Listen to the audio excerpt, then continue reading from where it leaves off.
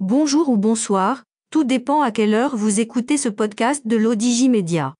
Notre expert invité, Najib Mikou, partage son avis et ses réflexions dans un article qu'il a intitulé « Élections législatives en Espagne, 2 scénarios et une certitude ». Alors écoutons-le dans ce podcast. L'auteur commence son article ainsi. En grand démocrate, M. Sanchez s'est suffi d'un moindre signal local négatif contre son parti, pour décider d'organiser des élections législatives anticipées. Il y va de la crédibilité de ce grand homme politique espagnol. Aucune logique partisane et encore moins personnelle de perte et profit. La seule logique qui compte pour lui, c'est celle de sa légitimité populaire et de l'intérêt suprême pour son pays d'avoir un gouvernement représentatif et fort. L'auteur poursuit son article ainsi. Le plus simple aujourd'hui pour prévoir le résultat de ce scrutin décisif, à enjeux multiples, c'est d'aller dans le sens des sondages et de dire que la droite et l'extrême droite vont l'emporter haut la main. C'est possible. Mais ne serait-ce pas trop précipité d'enterrer trop vite M. Sanchez et ses alliés qui ont un bon bilan et qu'ils ont défendu jusqu'au bout de la campagne électorale?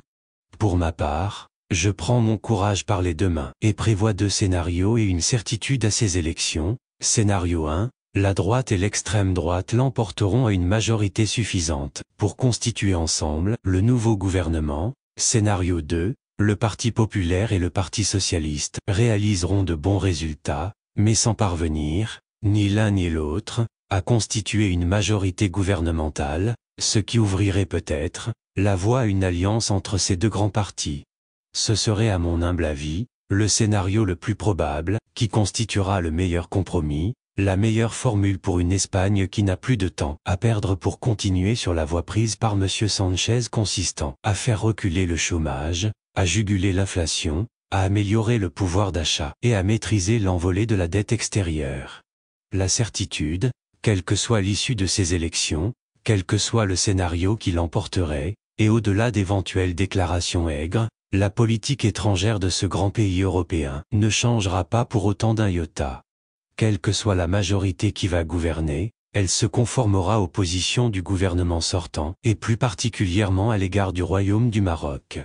Tout pourra changer pour que rien ne puisse changer sur ce registre.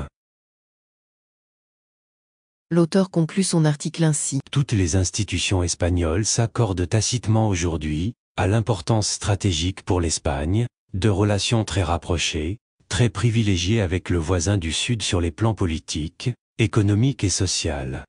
Personne en Espagne n'est capable aujourd'hui de prendre le risque très hasardeux de toucher au cap actuel.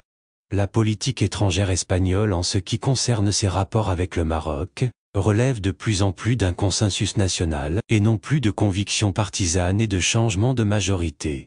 Qui vivra verra. Rédigé par Najib Mikou, élu par l'intelligence artificielle de l'ODJ Média. Merci d'avoir écouté ce podcast de l'ODJ Média, ce bouquet de supports numériques, portail, magazine mensuel connecté, web radio et web TV. N'oubliez pas de télécharger notre application l'ODJ Mobile sur Play Store et de vous abonner à notre chaîne YouTube l'ODJ TV. Vous pouvez, aussi, nous suivre sur nos réseaux sociaux, Instagram, Facebook, TikTok, LinkedIn et Twitter. Ou encore, vous inscrire sur notre newsletter quotidienne à partir du portail l'odj.ma. Alors, on se dit au prochain podcast de nos experts invités. Et à très bientôt, si et seulement si vous le voulez bien.